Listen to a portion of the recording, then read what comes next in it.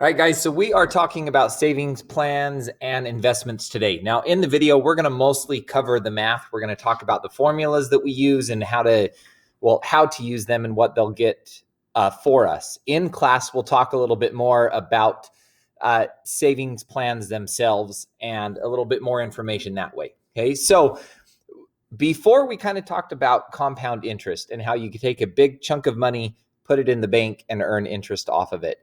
That's not really realistic for most people. Most people, when they're creating a savings account or earning money on savings, it's because they're putting a certain amount of money away every month. Okay. They have something that they want to save for, or they just want to save for the future in general. So they take money every month and they put it into some sort of savings plan.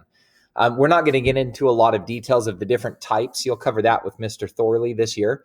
But we can kind of look at end goals. All right. So, for example, this formula right here tells you how much money you can expect to have if you keep making regular payments into a savings plan.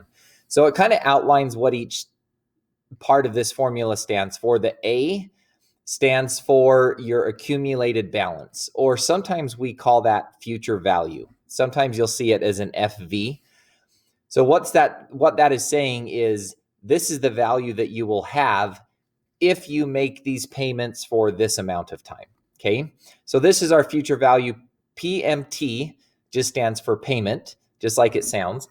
The APR, again, that's our percent of interest. N this time stands not for number of payments, not for number of compounds, but number of payments. So how many payments a year do I make? That's what N stands for. And then Y again stands for year.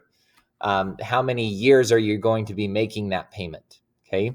So when you plug in these numbers, it'll tell you in the future, this is how much money you would have. If you make this many payments a year of this amount, this is how much money that you're going to have in the future. Okay. So this example down here of a retirement plan, it says Michelle starts an IRA to save for retirement by depositing $100 at the end of each month. If she can count on an APR of 6%, how much will she have in 35 years? And then it wants us to compare what she deposited to how much she earned. So it gives us some information here. It gives us our payment right there. That's our PMT, $100 every month.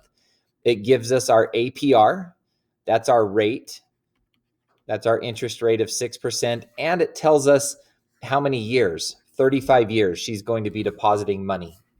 So what I need to do is plug all that information into this formula right here. All right. So it's asking what my future value is going to be.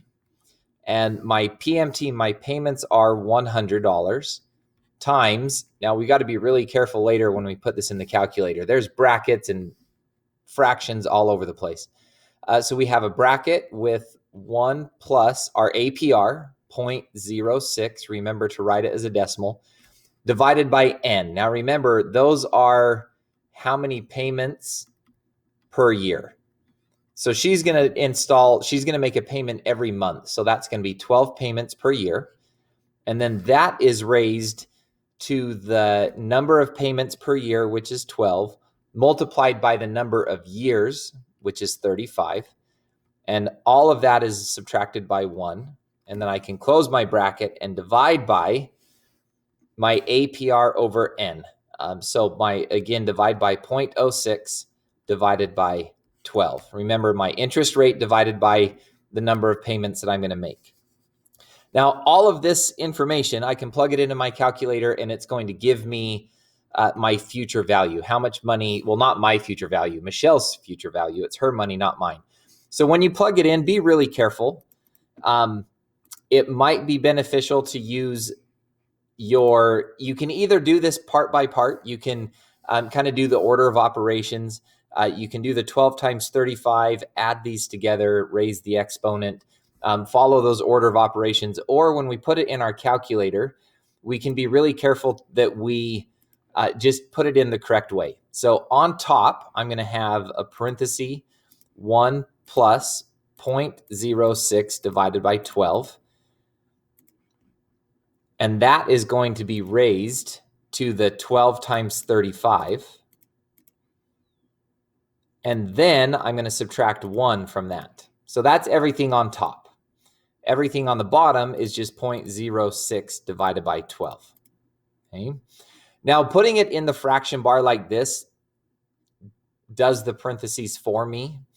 If you were to write it out, you would have to put all those brackets and things in yourselves. But because I use that fraction bar, it does that one for me. So it says that at the end of 35 years, she is going to have 142,471.03 cents. So what is that? $142,471 is how much she will have saved over 35 years. Now, if we compare how much of that came from money that she actually put in, that's kind of easy to do. We just take her payments and times that by the number of payments. All right. So she paid $100 a month, and she did that every month. So I times that by 12 for 35 years. So 42,000 is what came from what she actually paid. So she paid 42,000, but she's earned $142,471.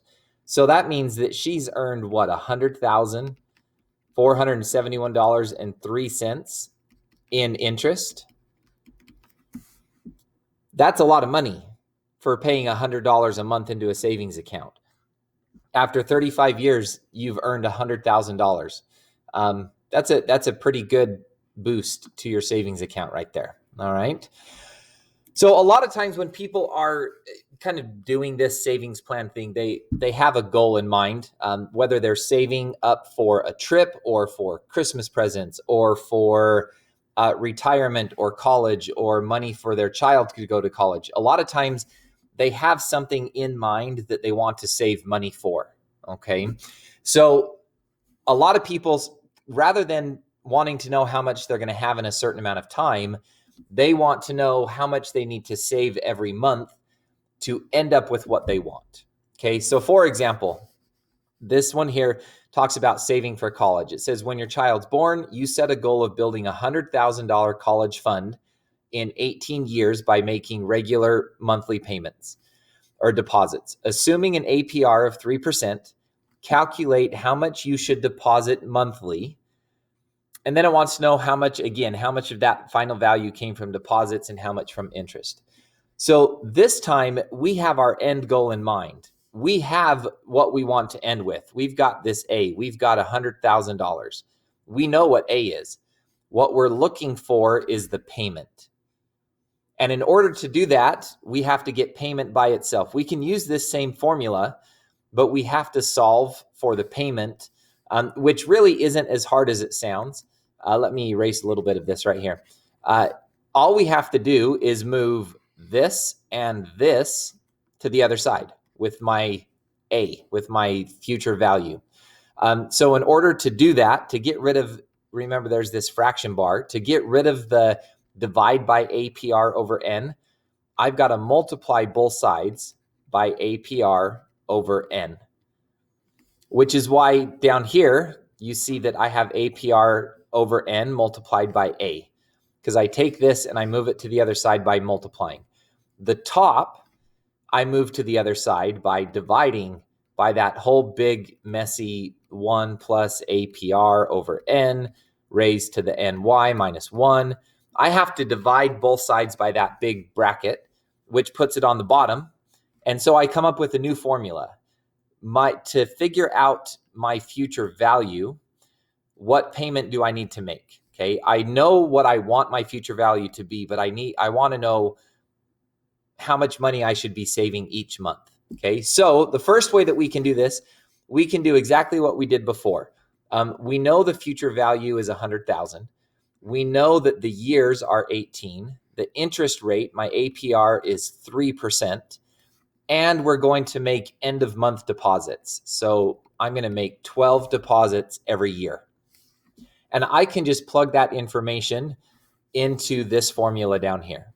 to figure out my payment. So my payment is going to equal, I want to have $100,000. That's my future value I want, multiplied by, now this time on top, I'm going to put my APR, which was 0.03, divided by my months or my payments each year, 12. And then on bottom, I put my bracket, parenthesis, 1 plus APR, 0.03, divided by N, which was 12, raised to the 12 times how many years? 18 years. So I guess they're assuming their kid's going to college at 18, right? And then we're going to minus 1. So I can plug this into my calculator. I can say 100,000. Let's see, 1, 2, 3, 4, 5, 6.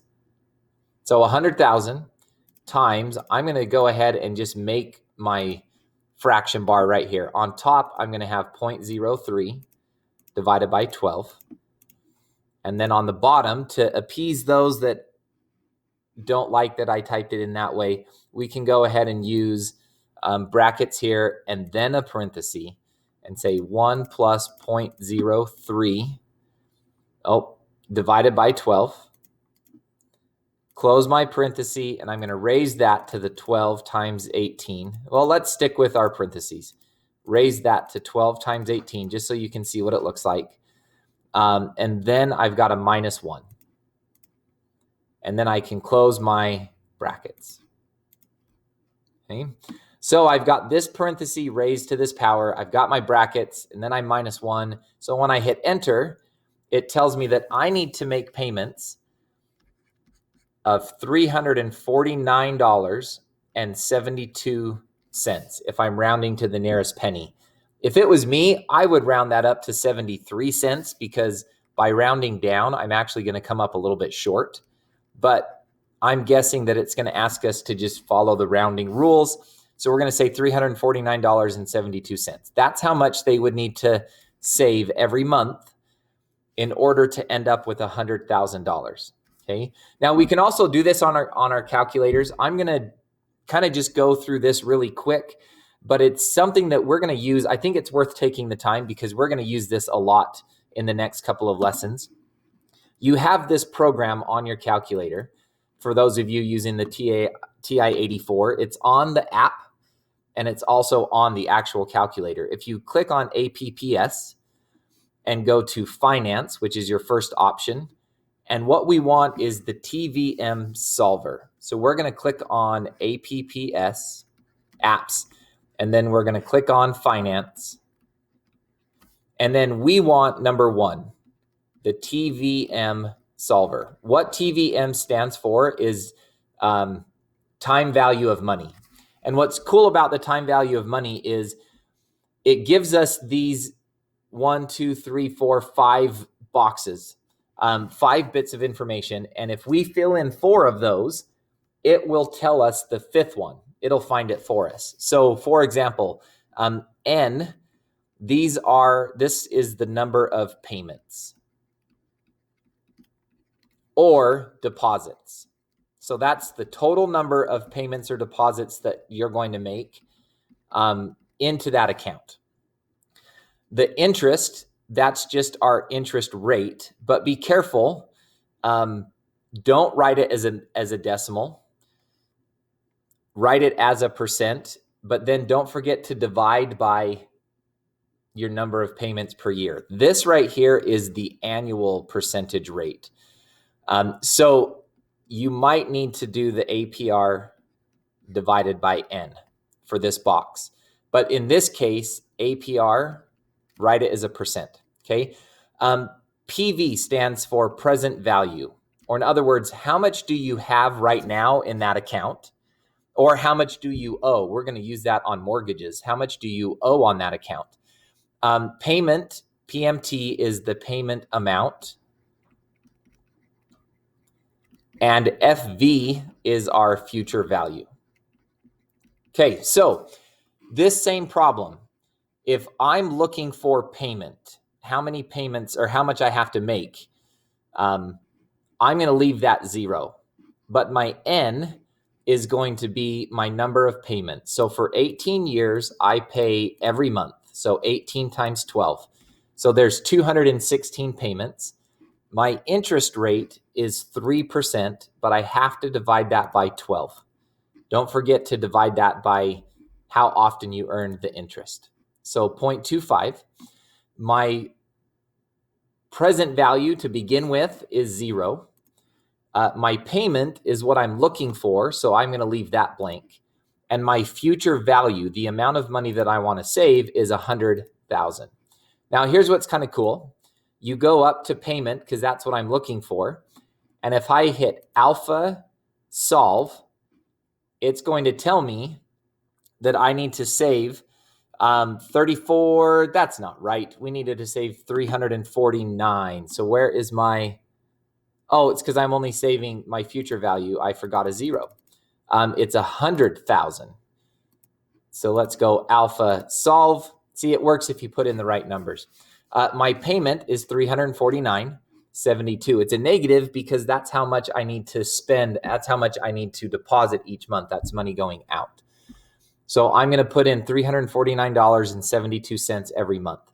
So you can use this to solve a lot of these problems. You just have to fill in what you know and go to the part you don't know and hit alpha solve. So let's put that here at the end. Let's put alpha in a box, and then we'll put the enter button, because what we actually want is that little solve up above it. So if you hit alpha enter, it'll tell you that missing value. All right.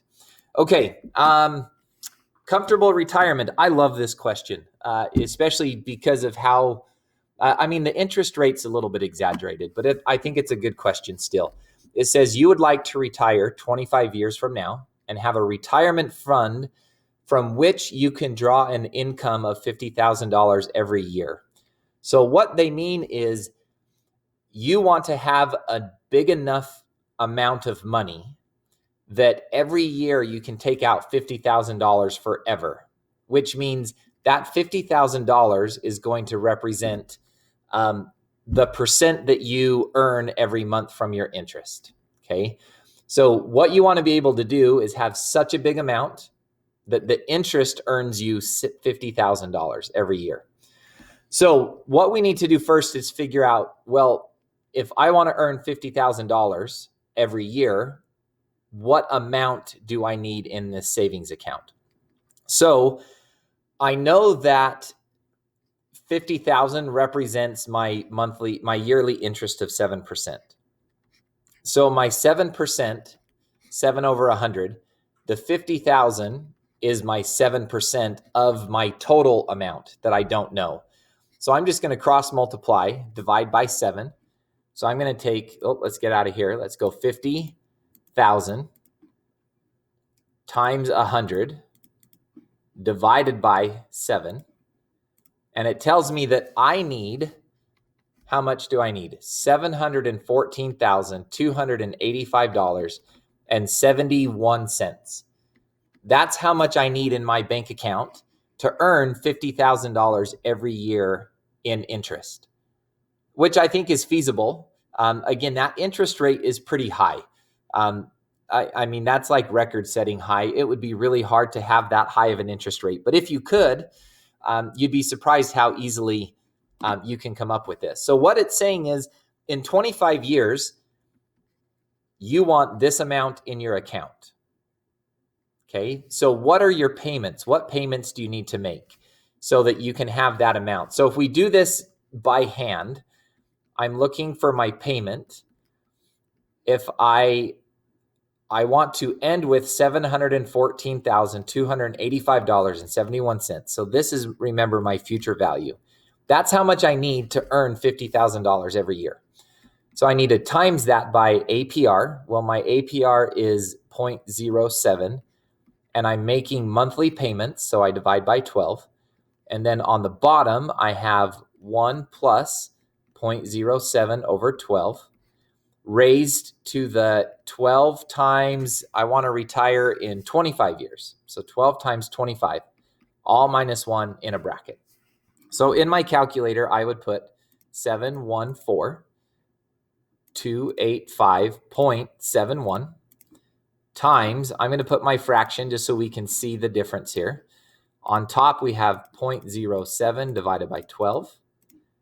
And on the bottom, if I follow my bracket rule and put parenthesis 1 plus, we can even do a parenthesis here, 0.07 divided by 12, close parenthesis, raised to the 12 times 25, close parenthesis. But then I need a -1, and then I can close my bracket. So doing this by hand tells me that my payment needs to be $881.76 in order to end up with this amount of money, so I can earn $50,000. That's a lot of money, $50,000 every year for not doing anything, just earning interest. If you wanted to do that on the app, Finance TVM Solver, my number of payments was 12 times 25, so 12 months for 25 years. My interest was 7%, but I've got to divide that by 12. My principal, I didn't start out with anything. My payment, that's what I'm looking for. So let's make this, you can't leave it blank, but we got to make it 0. My future value, I want $714,285.71. I sound selfish saying that. But I'm looking for my payment. So I hit alpha, solve, and it tells me the same thing. You've got to pay $881.76. You've got to deposit that every month into your savings account to have $750,000-ish in 25 years. Okay. All right. A couple more problems, and then I'm going to let you get on to some practice.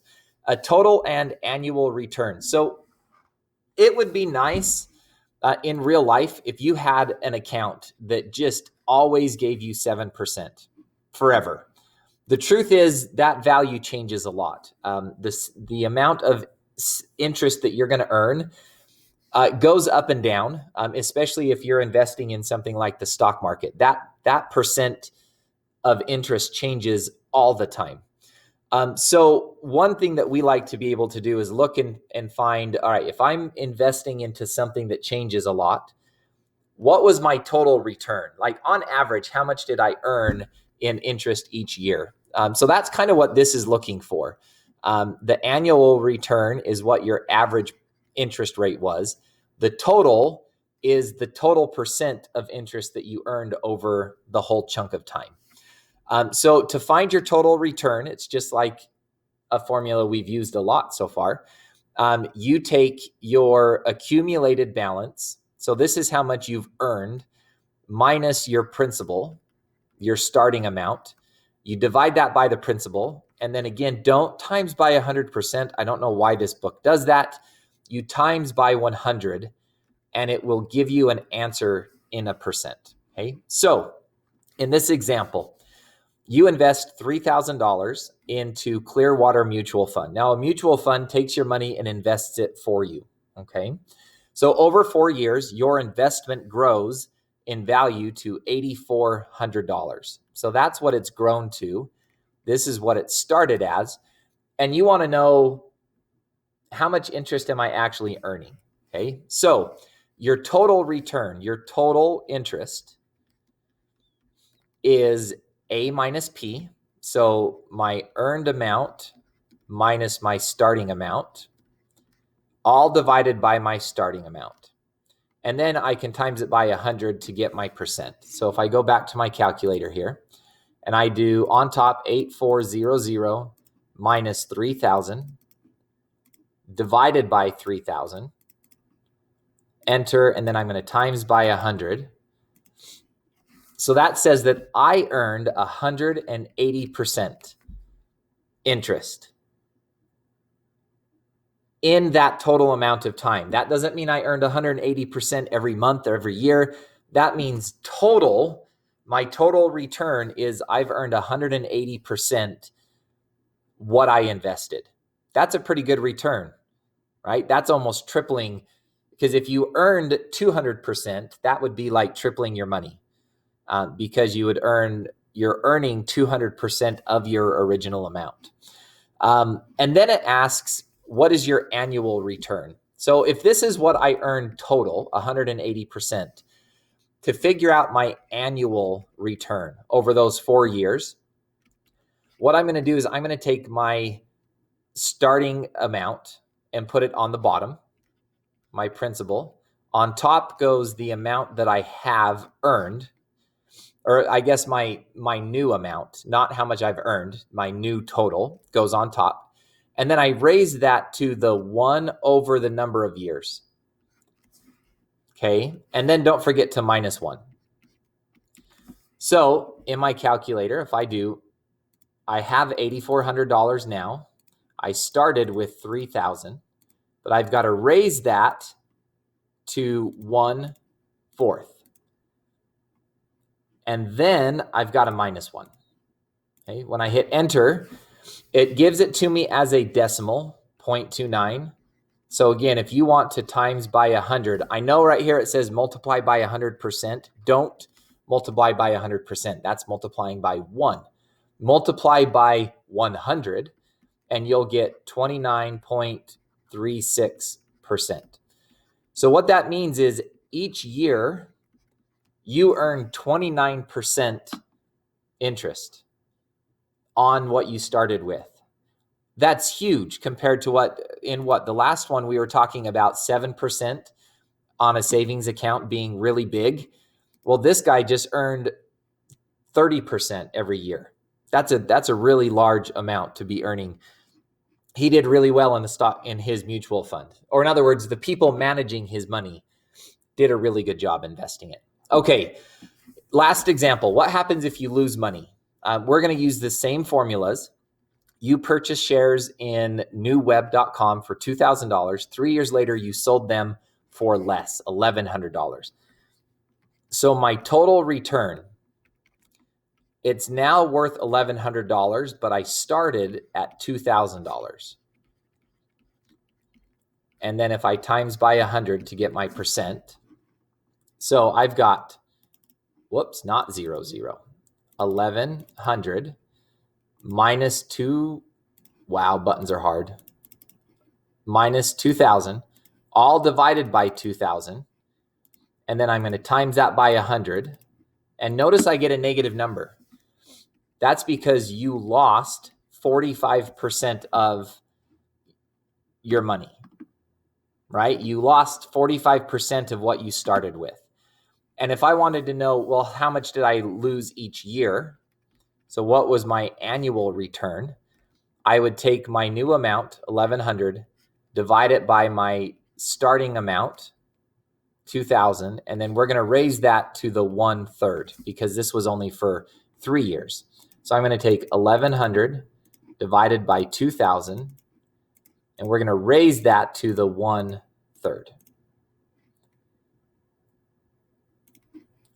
And if I times it by 100, was it 1/3? Is that what we wanted? Yeah, 1 over years, right? Oh, we forgot to minus 1. I was going to say that number doesn't look right. Let's go, before we do this, we better minus 1. Forgot. Now we can times it by 100. Don't divide and times by 100. I think I've been recording videos too long. So you are losing 18.07% every year.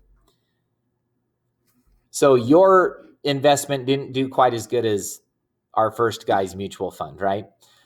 Okay, so what you need to be working on, if you want to start the homework for, what are we on, 4C?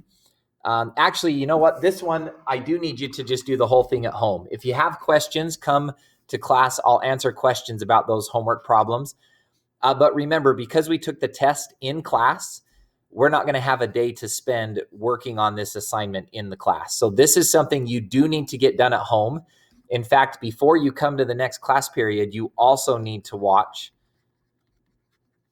the video for homework 4D. All right. So go ahead, get this homework done. Use the formula, use that finance app and the TVM solver, and then move on to 4D, and we'll work together on class to answer questions from both of those.